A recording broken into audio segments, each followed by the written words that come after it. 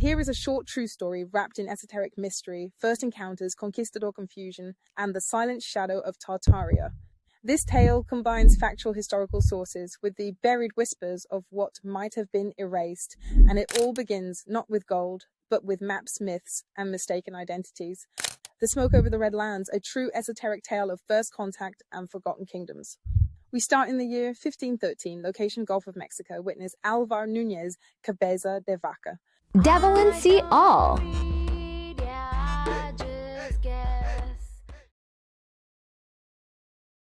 The Spanish had heard rumors, not just of gold, but of a land above the clouds, where men built cities of white stone, used iron tools, and wore robes that shimmered with woven symbols.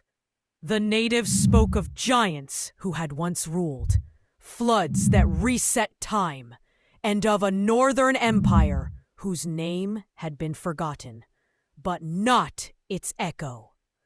The Spanish scribes, confused by the local dialects, translated the words they heard into something familiar: Tartaria. Some thought the natives meant Asia.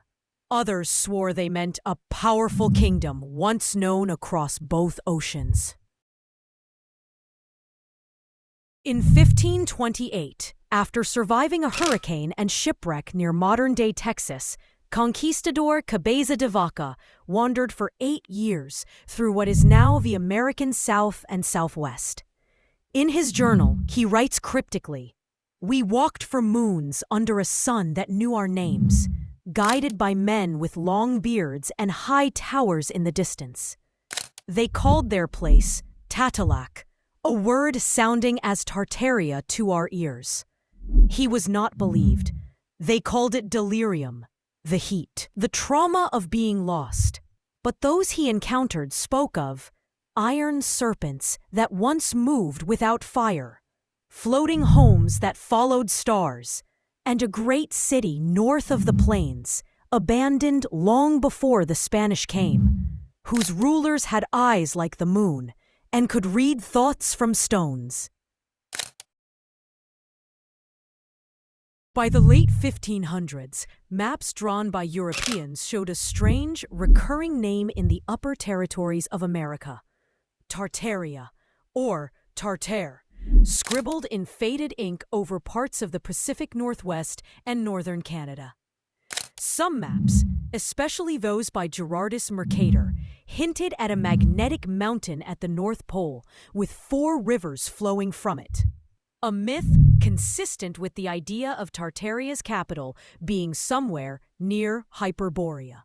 These early maps even showed circular cities, a hallmark of Old World Tartarian architecture. But here's where the mystery deepens.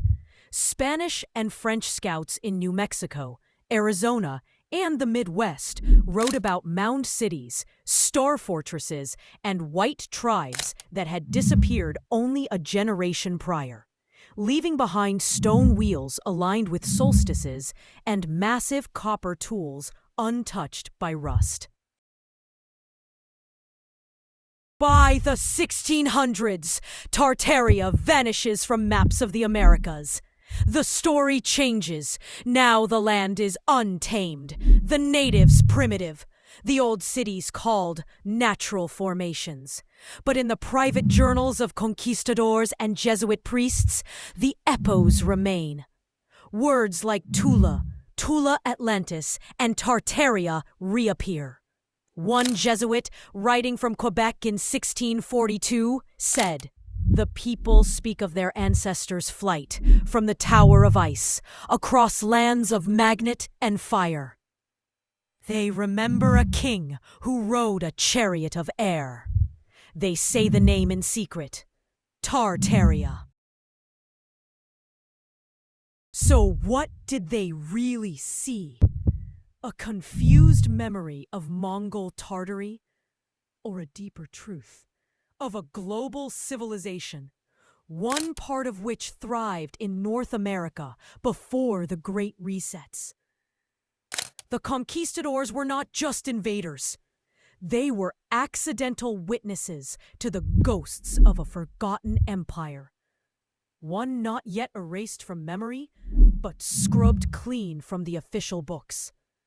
But still, it whispers in old maps, sings in stone wheels, and echoes in the journals hidden in monastery basements.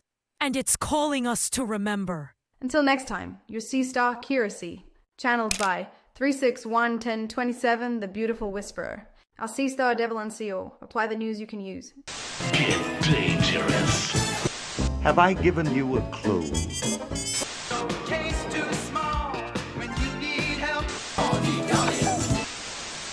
Devil and See All.